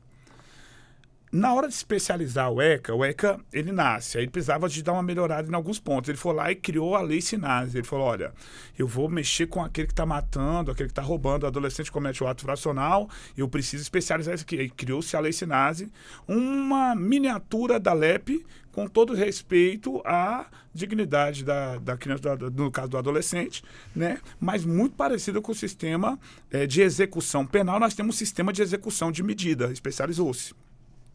O Conselho Tutelar, que seria a prevenção, que deveria ganhar esse primeiro, a sua própria lei orgânica, que aí salvaria muita pátria, não veio. E aí fica soltando fragmentos, como agora a própria colega coloca, a doutora Hanna, a violência doméstica contra a criança e adolescente. A gente teve a lei Henri Borel. Como o próprio colega houve o fato, né? Fato. Qual foi o fato, né? O fato foi que morreu uma pessoa numa situação de violência, aí nasce uma legislação que dá muitas funções ao próprio Conselho Tutelar, mas não está dentro do ECA e nem se especializa a função do Conselho Tutelar. Então, o conselheiro tem coisas que ele faz dentro do Sinase, que é essa lei especializada em medida, tem coisa que ele faz nessa lei da Henri Borel, tem situações que ele toma no próprio processo penal, tem algum momento ali que o delegado tem que articular com o Conselho Tutelar a questão da criança, sem os seus pais, etc. E aí, nesse cenário, se especializa o caos. O problema é muito fácil. É mais ou menos aquela situação que as pessoas colocam. Se você chegar em qualquer hospital de grande porte baleado, se você não atingir o seu órgão, você vai viver. Se você chegar para fazer uma consulta de pressão, você vai morrer. Porque vai demorar para ter a consulta. A prevenção no nosso país ela é muito demorada. Ela é muito demorada. Né? Eu costumo dizer, professor, Professor Ravan, em sala de aula, quem foi meu aluno vai Doutora sempre Hanna. escutar isso, que o direito penal ele não resolve o problema social. A gente sabe, o direito penal ele é a última ratio, a última instância das ciências humanas para tentar dar um freio no que deu errado. Quando a educação, a saúde, assistencialismo, quando todas as políticas públicas não conseguiram resolver questões sociais, aí vem o direito penal para punir. E aí o legislador joga para a plateia, é populismo, cria-se um tipo penal, cria-se uma lei, mas o problema tá aí. Mas porque o direito penal é emocionante, doutora. Emocionante. Eu moro na periferia, eu cresci, a coisa que eu mais gostava de ver era o BOPE. Você tem noção? Eu tava lá na Ceilândia com 6, 7, 8, 9, 10 anos, não Era o que tinha chegava. nada do Estado. Eu não via, nunca vi juiz, nunca vi promotor. Aí só via a professora, que era tia. Que é tia. Aí quando ia pra quinta, ela já falava, não chama mais de tia. Eu falei, o que aconteceu, gente? O que aconteceu com a minha Era tia? tão legal. E aí, do nada, me surge aqueles homens numa viatura preta, todo de preto, com armas. E são as únicas pessoas que os delinquentes temiam. É e o para a Estado. maioria das pessoas que querem ser pessoas de bem, aí você fala, caramba, cara, É a quero ser representação polícia. do Estado. A gente começa a incorporar essa ideia de ser policial porque vive esse sonho. E isso não é por acaso, é um sistema montado, pensado de exclusão, de afastamento da maioria da população dos seus direitos, e eu crio heróis. A polícia ocupou esse papel do herói ou do mal. Você viu, dia 8. Todo mundo odeia a polícia, mas no dia 8 todo mundo queria a polícia. E esse é um problema que a gente tem que pensar a partir da comunidade, de valorizar órgãos de prevenção, valorizar a família, valorizar a igreja, valorizar o cidadão ali que tem uma escolinha de futebol, valorizar o conceito tutelar, a escola. Porque o Estado que mais constrói presídio, que mais constrói unidade socioeducativa, que mais investe em política, ele é um Estado deplorável. Ele tá É falhando. um Estado que está fadado ao insucesso. Porque os grandes países do mundo fecham presídios, contratam professores ao invés de multidão de policial. Valorizam os professores. Perfeito. Deixa eu só garantir a palavra para o senhor estava concluindo, doutor Wellington? Sim, faz parte desse mecanismo, inclusive para o direito penal, que quando a engrenagem falha, a exemplo da questão da aplicação. Vamos lá, o fato aconteceu. O Estado ele vai ter que intervir. Por quê? Se a engrenagem não está funcionando, a máquina não está funcionando. Temos que ver aonde é que está o erro, né? Então, se o erro foi no ato infracionário, agora como punir? A punição, o ECA, como falado anteriormente, é a legislação excepcional. Diferente, por exemplo, do direito penal, que traz 3 tipos de pena, o ECA traz mais formas de punir agora o adolescente, que na verdade não é punição. Ele está tentando redirecionar agora o adolescente. Tirar o adolescente daquele mundo em que ele está agora inserido e trazer ele para um mundo melhor. No entanto, todavia, veja só, eu gosto muito lá quando o ECA fala de demonstração, que é o que mais? Dá uma bronca no adolescente. Certa feita, eu numa banca de TCC, fazendo uma qualificação, e esse era o ponto, era a problemática de pesquisa. E lá defendia o chamado direito penal mínimo. A gente vai aplicar o mínimo que puder, no máximo que puder, para não poder ficar punitivista demais. Aí eu dei um exemplo de um caso que eu advoguei lá na cidade de Goiânia, onde tinha um jovem infrator que ele tinha cometido mais de 3 homicídios. É claro que não vai caber a demonstração para ele. Mas eu pergunto, como punir? E ao completar 21 anos, vai acabar. E normalmente, quando se completa os 18, ele volta a reincidir. Agora, punir a conversa, houve uma pequena falha e a pane começa aí na hora de punir. Porque a gravidade é tamanha que os elementos dentro do ECA não são suficientes para poder fazer a correção. E o recado que o legislador nos dá é o seguinte: não deixe chegar nesse ponto. Porque se chegar nesse ponto, como bem falou a doutora Hanna, o direito penal ele é o soldado reserva, ele vem por último. Então, antes que se puna o adolescente com a pena, vamos tentar aqui instruí-lo apenas com a medida socioeducativa. Mas chegado a um ponto, não é possível mais. Doutor Gustavo Henrique, para escolher o conselheiro ou a conselheira tutelar, o voto é obrigatório? A gente está diante de uma eleição onde o voto é secreto, individual e facultativo. Ele não é obrigatório. E no caso do Distrito Federal, ele vai acontecer através da urna eletrônica, né? Inclusive, eu integro um GT Nacional de Acompanhamento e Aprimoramento das Eleições do Conselho Tutelar. A gente conseguiu uma resolução junto ao TSE, através desse GT Nacional, para que a gente tenha a participação dos TREs em todo o território nacional, inclusive com a utilização das urnas eletrônicas. Como foi uma resolução que saiu muito próxima à data da eleição, nem todos os municípios conseguiram se cadastrar junto aos TREs. Mas na próxima eleição, que acontece daqui a 4 anos, a gente já vai ter a urna eletrônica em todo o território nacional. Então, hoje a gente sai de uma posição de uma eleição em data unificada para unificação do processo de escolha do conselheiro, né? Outra coisa que a gente vai fazer é criar uma matriz curricular para as provas, né? Caso o município tenha essa cobrança de prova, a nossa intenção é que tenha uma matriz curricular ali para ser cobrada dentro dessa prova e criar também uma matriz curricular para capacitação continuada do conselheiro, para que não seja só um momento ali que ele vai se capacitar para passar naquela prova e durante o mandato, o exercício do mandato, ele não vai ter a capacitação necessária. Então, essa é uma das finalidades também desse GT. Além, né, claro, da gente identificar os gargalos que vão ser encontrados em todo o território nacional para conseguir fazer a modificação desse processo, né? As propostas legislativas que forem necessárias, né? Sem jogar para a plateia, né? Como o Ravan trouxe, é um trabalho sério, multiprofissional, porque a gente tem Ministério Público, tem Defensoria Pública, tem, enfim, né, as organizações sociais, tem o Poder Executivo Nacional, enfim, tem diversos atores ali dentro dessa construção. Então, é isso, assim, né? Dia 1º de outubro a gente vai ter eleição, mas para o Conselho Tutelar ela é subjetiva. Inclusive, eu costumo dizer, né, nos lugares onde vou, que a eleição do Conselho é a esperança que a gente joga para a eleição normal, assim. É que a gente venha para uma eleição de debate, de currículo, enfim, que a gente venha entender quem são de fato os candidatos e não votar pelo dinheiro, pela força, não, enfim, né, por pelas oligarquias, pelas empresas, enfim. A gente votar pelo candidato, assim, conseguir identificar isso, ter consciência na hora do voto. Só complementando a fala do Dr. Gustavo, Walter, a gente tem uma abstenção popular que beira os 80%. Nossa. Mais de 80%. Então não é obrigatório. É voluntário, É voluntário. né?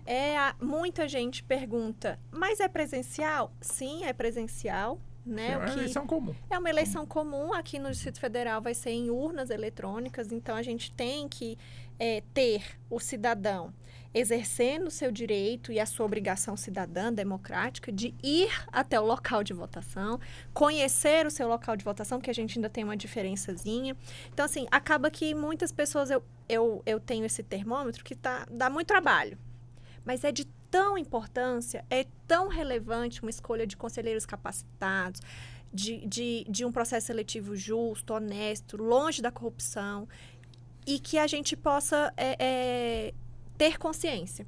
E isso me soa como muito trabalhoso para o cidadão.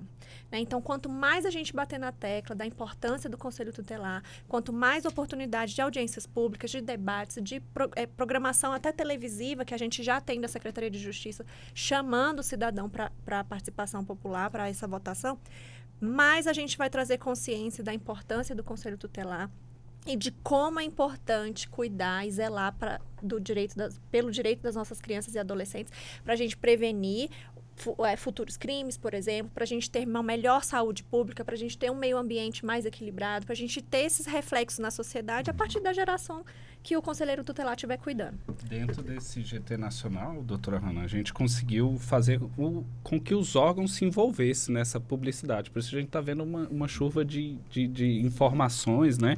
E não só lá, como presidente da associação também aqui no âmbito do Distrito Federal, a gente conseguiu, junto à Secretaria de Justiça, um investimento de 5 milhões de reais só na publicidade para esse processo, né? Então, por isso que hoje a gente tem 1.200 candidatos, ou 1.500, 1.200 candidatos 1.200, para né, que a gente 220 vagas. Isso, a gente começou com 5.000 inscritos, né? Então, hoje a gente tem 1.200 candidatos. Isso é importante, sim, porque amplia a quantidade de candidatos, isso facilita para o eleitor, né? Na hora que ele vai procurar, então ele vai ter uma gama ali para ele poder poder e conseguir, né, fazer aquela escolha. Agora, é uma eleição que não é obrigatória. Perfeito. Então precisa desse envolvimento mesmo, precisa dessa vontade. Doutor Ravan, se eu moro na Ceilândia, eu posso votar no Riacho Fundo para escolher, portanto, o conselheiro ou a conselheira da minha preferência? Então, vamos falar em nível nacional e trazer para o recorte do DF, até porque, né, a rádio,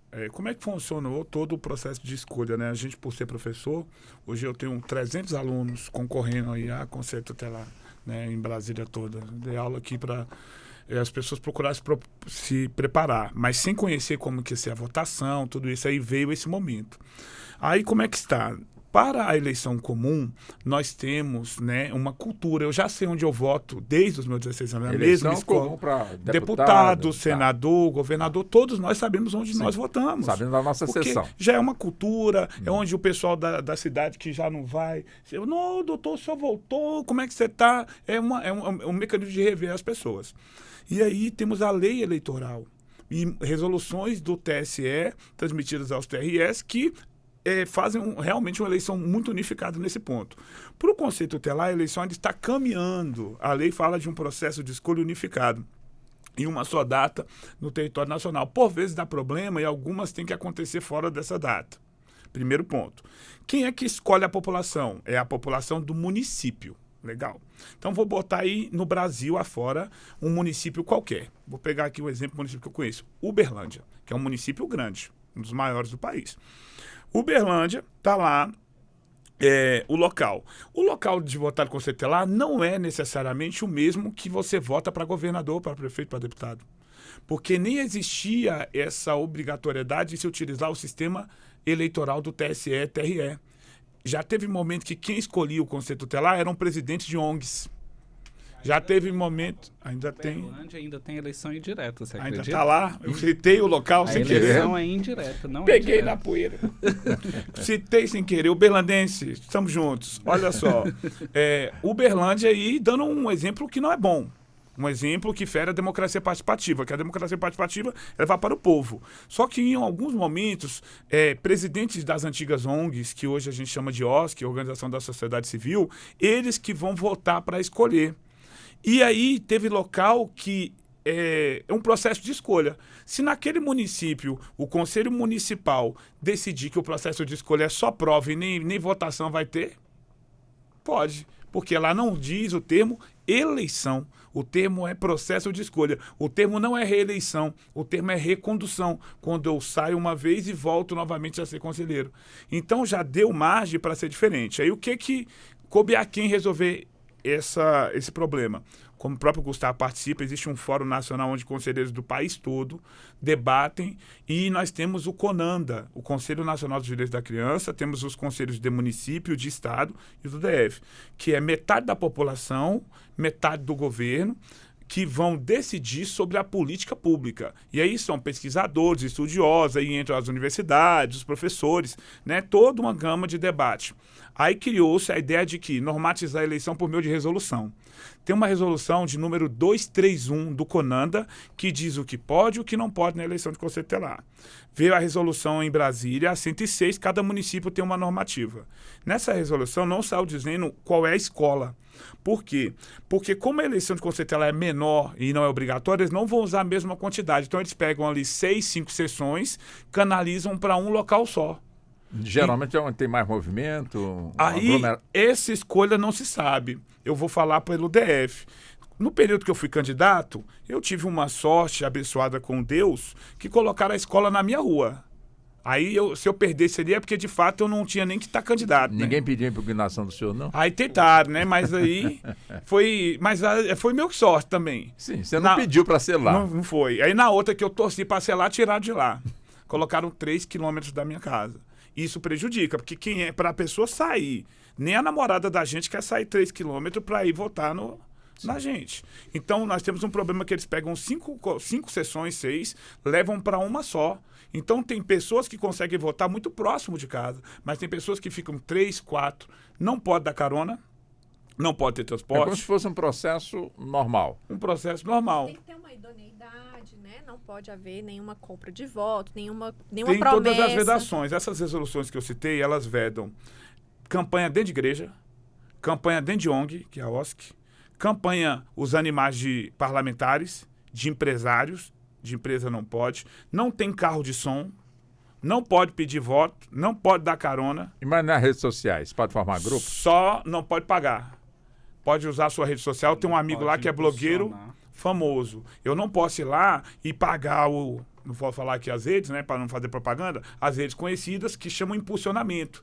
Eu pago lá, por exemplo, R$10.000, o meu rosto vai aparecer lá no meu bairro todo. Eu posso canalizar para uma rua. Existe isso. Então é um jogo que, se não frear, fica de desvantagem. Mas Porque isso está acontecendo? tá proibido. Ah, é proibido. É proibido. Ah, entendi. O Então, impulsionamento remunerado. impulsionamento. não remunerado. pode um líder religioso, seja católico, seja protestante, seja de religião de matriz afro, pedir voto para um candidato. Mas não impede que, por exemplo, aquele líder religioso mostre todos os candidatos daquele bairro na sua igreja. Isso ele é até um dever. É o que ele deveria fazer. Ele, enquanto líder religioso, mostrar todos os candidatos daquela cidade, se é 5, se é 6, e falar, ó, temos esse, sem pedir voto para ninguém. Então, não se sabe certinho onde vota até a liberação dessa informação pelos conselhos municipais ou o conselho do DF, do direito da criança. E quando eles colocam, ó, a eleição vai ser nessas escolas, pega muita gente de surpresa, porque é no longe DF, da casa de um, perto da casa de outro. Mas aqui no DF já Aqui se no tem os DF, endereços? isso. Já. A fixados? Secretaria de Justiça, dentro do site dela, tem um Ah, campo perfeito. específico onde você digita o seu título de eleitor e ele vai te direcionar para tá. te dizer qual escola você pode votar e, dentro dessa escola onde você vai votar, de qual região que você pode votar nos conselheiros. Então, ele te traz essa Sim. informação também. Você vai lá, coloca seu título. Aí ele vai dizer, por exemplo, o Gustavo mora em Planaltina. Então, ele vai poder votar em candidato de Planaltina, exatamente por conta dessa condição comunitária. O voto ele é regionalizado, ele é bairrarizado, assim, é por bairro. Porque na lei... Na essência. Mas se o Gustavo estiver, vamos colocar aqui no não Gama. tem voto em vota. trânsito. Não tem. Era isso que eu ia perguntar. Já teve, Não já tem. teve momento que pôde, hoje não mais, porque ela diz Infelizmente. que é escolhido pela população local. Local de onde? Tá. De cada município ou de cada RA. Só que aí o DF teve uma vez aí que fez uma eleição meio bagunçada, que as pessoas de Taguatinga votavam no outro. Só que isso aí já era a questão do poder político, do poder econômico. Quem conhece gente muito local vai receber votos de todo local. E isso perde a característica. E outra, tem que morar também. A norma, Sim, ela... eu acho que essa varredura se faz quando a pessoa apresenta o nome, né? Isso. Para se candidatar. Aí começa Se faz uma a varredura. chegar a isso. Então, o que que acontece? Você que está nos ouvindo, quer saber qual é a escola, além de perguntar para as pessoas, se dirija a um conselho tutelar, porque nem todo mundo tem celular.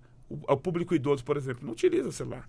Como é que ele vai pesquisar? Ele vai depender de um mais jovem guiar ele ali. Então, a eleição para conselho tutelar não é só para jovem, é para qualquer eleitor. Para todos aqueles acima Independentemente da de idade. 16 anos podem estar votando ali de maneira voluntária. Pessoas que não têm filhos. Isso. Né? Não é só para quem tem filho, Isso, não. qualquer Importante. pessoa. E quem não pode estar candidato? No mesmo conselho tutelar, a parentela é vedada e parentes de promotores e de juízes também não podem estar servindo no mesmo conselho tutelar. Por exemplo, eu sou juiz de uma comarca de tal lugar. O meu filho não pode se candidatar a conselheiro tutelar ali. Pode ser em outro lugar. Pode ser em outro local. Agora ali não, isso é uma maneira de lisura, de evitar poderes Segurança, de né? segurança jurídica desse processo de escolha. Então, para você que está nos ouvindo e quer votar, primeiramente, já fique ciente que não é aquele mesmo local que você vota na eleição de governador que é garantido. Você tem que consultar com a prefeitura aí do seu bairro, vai ir no CRAS aí do seu bairro que eles vão te orientar. Se tiver uma faculdade de Direito ou de qualquer outra aí, vá lá e pergunte que eles têm um serviço de atendimento à população nas faculdades, que o que precisa é informação. Porque mesmo em Brasília, a propaganda é pouca. Mesmo investido tanto dinheiro, né, parece ainda que fica difícil. Cadê o link? Nem todo mundo está com celular, está com internet. Nem todo mundo tem internet. A importância, por exemplo, de um município que dá internet de graça para as pessoas. Facilita isso. Né? Então, hoje envolve muita coisa a eleição do conselho tutelar. Tecnologia, local, espaço, né, local alugado, tem que ter um convênio com as escolas para poder usar as escolas, com o TSE, com o TRE. Não é tão simples. O comando dessa votação é do próprio TRE? O TRE é que divulga o resultado desta eleição, TRE da Capital Federal, já que estamos puxando aqui. Enfim, nós temos os TREs em cada estado, enfim, temos também as subseções, mas no Distrito Federal é o TRE que conduz, portanto, esse processo? Essa fase, Dr. né, Gustavo a liberação das listas de votação, o preenchimento das urnas, a disponibilização das urnas é tudo com o TRE local, sim. Inclusive, esse ano tem uma inovação. O Ministério Público do Tocantins desenvolveu uma plataforma e ela está cadastrando gratuitamente todo o território nacional para divulgar de forma simultânea, de acordo com o que vá fazendo a apuração, fazer a divulgação do resultado das eleições em todo o território nacional. Então, é bem importante, assim, que o município se interesse por essa ferramenta, faça o cadastramento para a gente conseguir apurar, assim, né, de forma transparente, né, de forma célere também. Nas últimas eleições, por exemplo, aqui no Distrito Federal, encerrou às 17 horas, quando foi 18h30 a gente já tinha o resultado final das eleições. Então, assim, é através do TRE, claro, né, essa contabilização aí, mas com a participação efetiva da Secretaria de Justiça e do Conselho dos Direitos da Criança e do Adolescente, que é quem é o responsável pelas eleições, pelo processo de escolha dos conselheiros tutelares aqui no Distrito Federal. É importante ele ter ciência que a vinda da Justiça Eleitoral para o processo contra o Conselho Tutelar é para trazer segurança jurídica. Quem é o responsável jurídico? Deu um problema, precisa se processar alguém para reparar um dano moral, um dano material, que vai acontecer. Você vai processar quem? O município e o Conselho Municipal. Vai processar o GDF, via Secretaria de Justiça, e o CDCA. Né? Você vai processar esses órgãos, ou seja, se houver alguma irregularidade. Problema. Então, com problema, eu preciso processar para reparar isso. Você não vai na Justiça Eleitoral, você vai processar o município, né, no caso de Brasília, do Distrito Federal, e o Conselho dos Direitos da Criança e do Adolescente, que a população às vezes não sabe. Tem o Conselho Tutelar que eles vão escolher, e tem um outro conselho que fiscaliza os conselheiros, que esse aí é escolhido de outra forma. Entendi. Doutora Hanna Gomes, quando se fala na votação, menor de 16, ou seja, não é menor, adolescente acima de 16 anos pode votar?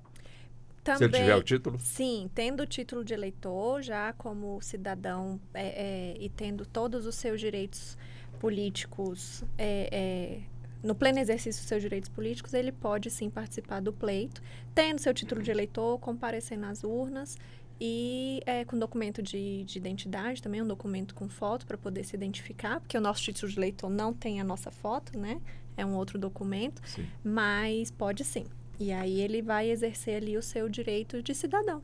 Doutora Hanna, eu até diria que não só pode, como deve. Como deve, porque né? ele vai trabalhar a questão de eleger uma pessoa que pode defender os próprios direitos, assim, né? Dele, então, né? Bem mais direto, bem importante, né? Bem próximo, a participação da juventude nesse processo. Agora, um detalhe que me chamou a atenção, deixa eu provocar aqui o doutor Wellington, e evidentemente que é para todos, né? Quer dizer, no ECA, eu imagino que esteja lá, né? O conselheiro tutelar escolhido pelo voto e também os suplentes. Que me chamou a atenção, porque aqui em Brasília são 220 vagas, vamos colocar assim, né, para conselheiro ou conselheira tutelar, e 420 para suplentes. Eu fiquei, mas vem cá, será que o pessoal desiste no meio do caminho? Ou às vezes é sacado devido a alguma irregularidade? Por que tanto suplente dobrado do número de vagas aqui, no caso, na Capital Federal? Certo. Parte do pressuposto, até mesmo com questão de reserva, que essa participação direta ela vai necessitar de uma atuação maior. No entanto, todo mundo tem aí suas maiores nuances no cotidiano. Às vezes uma gravidez, as mulheres, né? Homens que às vezes exercem o passo no concurso público. Mas a literalidade da lei, ela trabalha com dois desdobramentos. Um é razoabilidade, o outro proporcionalidade. Ter um maior número de suplentes, assim como acontece na justiça eleitoral, é necessária. Justamente para que, na falta, tenha mais possibilidades. A caso, por exemplo, da Justiça Eleitoral, que tem até 3 suplentes.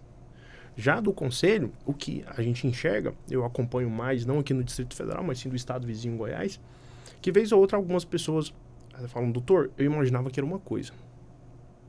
Agora eu vejo que é outra. Não quero mais.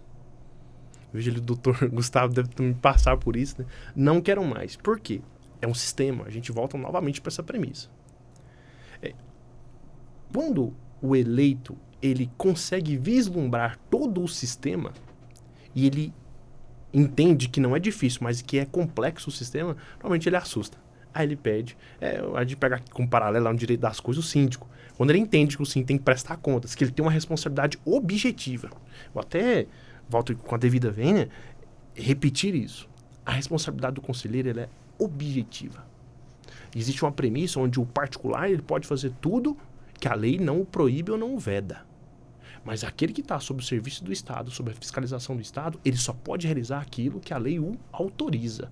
Então, o conselheiro tutelar, ele pode fazer tudo? Pode. Mas aquele que a lei veda ele fazer, ele não pode. A exemplo, o ECA traz ali a partir do 131 uma série de... o conceito, né, e as atribuições do conselheiro. O conselheiro, ao se deparar com aquela série de atribuições, eu até costumo falar isso nas aulas, o seguinte, olha, às vezes o conselheiro está lá para resolver conflitos ou dirimir prejuízos. Só que dependendo da postura do conselheiro, ele pode trazer um problema para ele mesmo, que é uma responsabilidade objetiva, direta para ele. Então, creio eu que o legislador acertou em colocar essa quantidade de suplentes, vez ou outra casos, e repito, dentro do Brasil há vários Brasis. Há situações, a exemplo, que eu já tive conhecimento no estado de Goiás, em que foi eleito os conselheiros e na hora de exercer o cargo, tomaram posse, viram que era complexo, não se interessaram e faltou conselheiro para poder fazer uma nova eleição. Então, aqui em Brasília, como vocês bem falaram, 1.200 candidatos, mas em outros lugares não tem tantos candidatos assim. Até peço licença para fazer um paralelo, né? Que você trouxe o Goiás, trazer aqui o Distrito Federal. A gente tem a possibilidade, Walter Lima e ouvintes aqui, quando se cria um novo conselho, que é o que aconteceu nesse ano, né? A gente teve a criação de mais 2 colegiados, que é o de Arapoangas e Pôr do Sol só nasce. Não, o outro, Água Quente. Você convoca os suplentes do outro conselho e aí a gente traz para cá. Então, por exemplo, em Planaltina, com a saída de alguns colegas que foram para outros espaços, licença médica, enfim, foram nomeados 9 suplentes de Planaltina. Então, é uma quantidade expressiva. Então, talvez necessária até essa suplência. É necessário, é muito importante. Inclusive, a resolução 231, ela nem prevê 10, que eu participei ativamente na construção dessa resolução, representando os conselheiros tutelares em nome... Lá são todos os candidatos que estiverem ali devem ser nomeados suplentes. Todos. Lembrando que ele não Doutora é Hanna remunerado, né? Apenas se ele entrar em exercício. Bom, nós estamos caminhando já para o encerramento, o tempo que voa, né?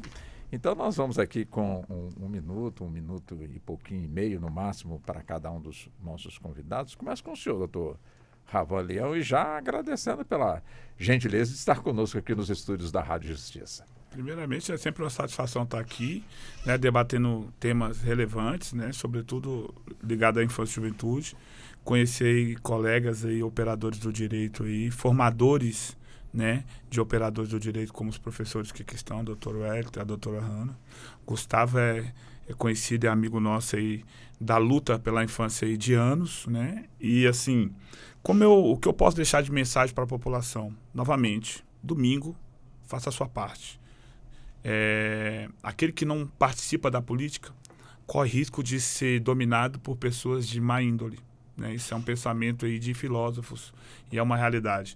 E é melhor você ir lá e contribuir para o futuro. Você que é adolescente, isso é para você. Você que é adolescente, vá lá e faça a sua parte, vote. Por quê? Porque o Conselho Tutelar é aquele que tem o poder-dever de colocar você no estágio. Ele tem uma das suas atribuições, requisição de profissionalização. Então, aquele programa Jovem Aprendiz, tão conhecido, quem tem o poder de ir lá requisitar para que se coloque com prioridade um jovem sobre o outro, a depender da sua realidade socioeconômica, é o conselheiro tutelar. Pouca gente sabe disso. E aí, para mim, é uma das maiores missões, até porque eu, como trabalho no sistema socioeducativo, eu vejo essa questão muito utilitarista desse tipo de resposta do Estado para aquele que quebra a regra social. Então, a gente precisa aqui fora profissionalizar, porque a maioria dos jovens que hoje delinquem, eles estão em busca de dinheiro. Não dá mais para você querer colocar o jovem afastado dessa possibilidade dele ter renda, porque eles estão empreendendo na internet, eles estão ganhando dinheiro com o TikTok, estão ganhando dinheiro com humor, estão ganhando dinheiro com coisas que ninguém imaginava, e muito dinheiro. Então não tem mais para onde fugir disso.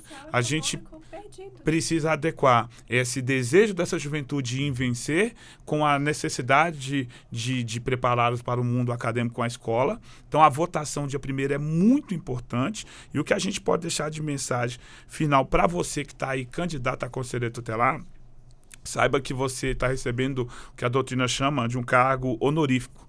A sua honra, o seu nome, você é uma pessoa que presta um serviço relevante à população. Mas saiba que você não terá todos os direitos dos servidores públicos. Não, bem longe. Você vai ter 15% dos direitos. Mas toda a pancada que você pode receber no direito administrativo, no caso de falha administrativa, que é a punição dada ao servidor, você vai receber também, e ainda terá uma punição maior, que é a perda do seu nome na comunidade que você representa. Que para mim esse é o maior volume de problema gerado. Agradeço. Doutor Wellington Carvalho também, por favor, 1 minuto e meio para as considerações. Perfeito. Primeiramente, muito obrigado pela oportunidade de estar aqui me dirigindo, dividindo a mesa com os colegas e também com os ouvintes. O Brasil ele vem passando nos últimos 30 anos, né, o ECA nos 33, por algumas tristezas. Tristezas tanto do plano econômico quanto do plano político, também o plano social e até mesmo geográfico, né? No entanto, existe um Brasil também que dá certo. E um Brasil que dá certo é o Brasil do ECA. Esse Brasil deu certo. A Constituição lá no 226 e no 227 colocou família e importância também para o adolescente no 227.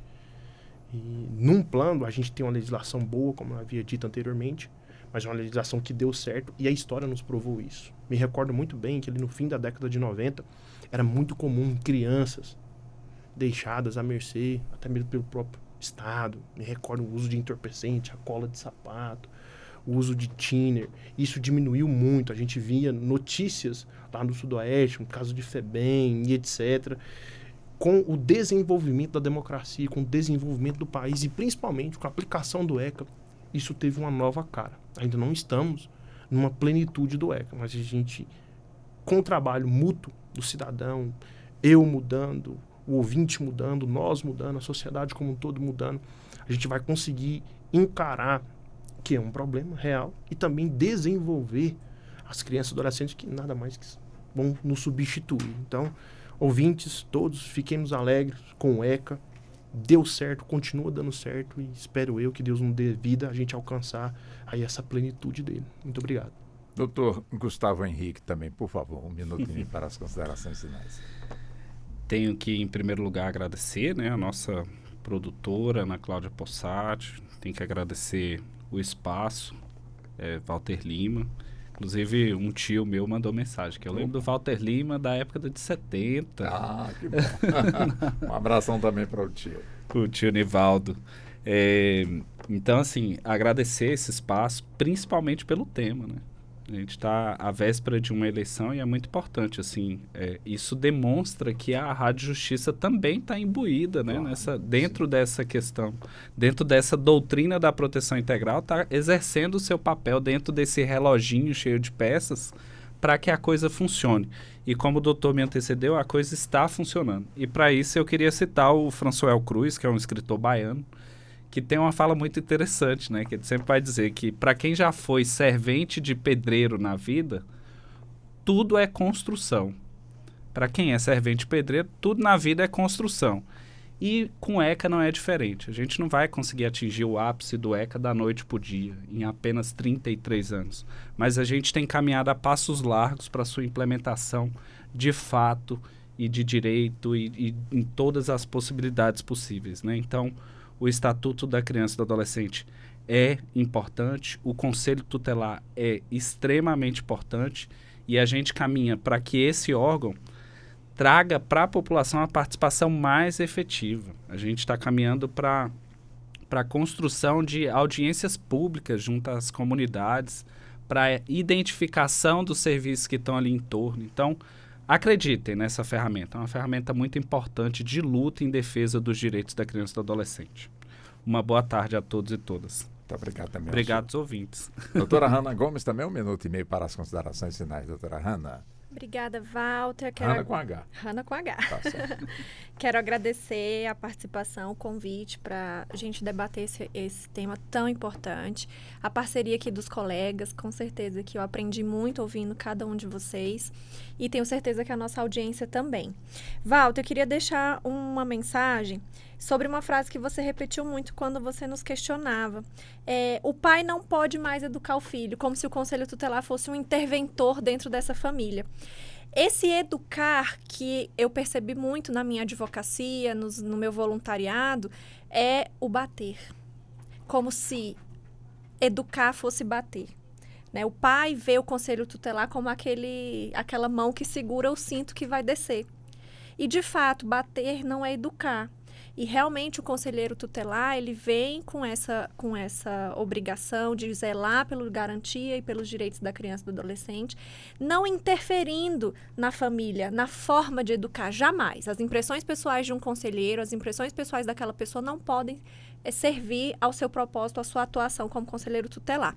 Mas demonstrar que educação e cuidado é muito mais do que bater numa criança, do que prender uma criança ou um adolescente dentro de casa. Porque esse adolescente, ele é sujeito de direito, de fato e na prática. Então, ele tem voz, ele tem direito à opinião, ele tem dignidade da pessoa humana já inserida ali dentro, desde antes do nascimento, nos seus direitos, e ele precisa ser preservado e cuidado. E convoco a população mais uma vez, reforçando a fala dos colegas, a votação no dia 1º de outubro, de 8 às 17, aberto aí dentro das escolas, né, e de outros órgãos que vão estar disponibilizados para as eleições. A gente chama a população para esse importante dever cívico. E, principalmente, Walter, o combate à corrupção e ao partidarismo dentro dessa votação. Que não seja mais uma votação dentro do nosso país, que seja, assim, um voto consciente e responsável de cada um de nós. Obrigada. Doutora Hanna, muito obrigado à senhora pela atenção aqui conosco. Doutor Gustavo, da mesma forma, muito obrigado, viu? Também pela atenção. Da mesma forma, doutor Wellington, muito obrigado por estar aqui conosco. Doutor Ravan, sempre um prazer também, muito obrigado por estar também aqui conosco. E assim chegamos ao fim da edição de hoje do nosso debate dentro do Justiça na Tarde. Tivemos aqui as participações da doutora Hanna Gomes, que é advogada, criminalista, professora, doutor Gustavo Henrique, ele preside a Associação de Conselheiros Tutelares do DF do Fórum Colegiado Nacional de Conselheiros Tutelares, doutor Wellington Carvalho da Silva, que é professor e advogado especialista no Estatuto da Criança e Adolescente, o ECA, e também doutor Ravan Leão, que é professor de Estatuto da Criança e do Adolescente e também de Direitos Humanos, especialista em políticas públicas, também agente socioeducativo e também advogado. E assim chegamos ao fim da edição de hoje do nosso Justiça na Tarde debate. Teve a minha apresentação, sou Walter Lima, com a produção de Ana Cláudia Possati, trabalhos técnicos do David Lima, programa, ou seja, a coordenação de jornalismo foi de Marcela Luiza. Os nossos agradecimentos, cumprimentos e o convite para o nosso próximo debate. Até lá. A Rádio Justiça apresentou Justiça na Tarde. Secretaria de Comunicação Social, Supremo Tribunal Federal.